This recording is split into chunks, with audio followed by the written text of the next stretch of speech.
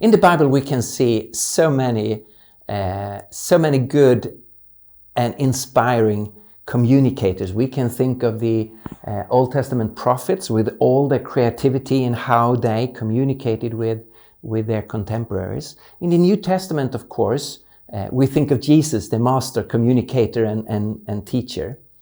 And of course, we can think of the Apostle Paul and how he brought the gospel to Europe.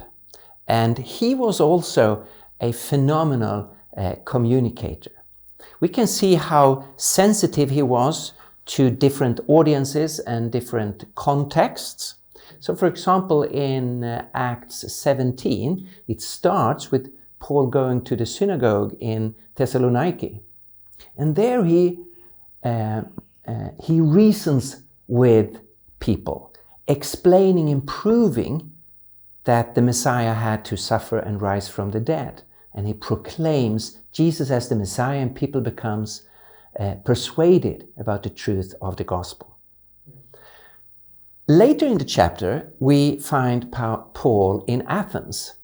And there is a total different context. People do not believe in the God of Israel, the creator of heaven and earth. They have no knowledge about Scripture. They are polytheists.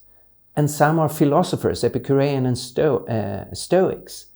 Basically pantheists and practically atheists.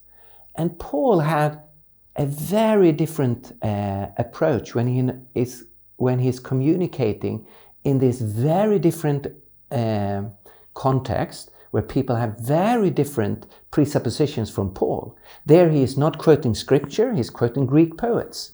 He's not starting with the role of Messiah, because that's not relevant for his audience. He is wrestling with the concept of who is the true God. And he's painting, without quoting Scripture, a picture of the biblical God, the real God, who is the creator of heaven and earth. And he then moves his presentation towards what God has done in history with Jesus Christ. And I think we can learn so much from Paul's approach here.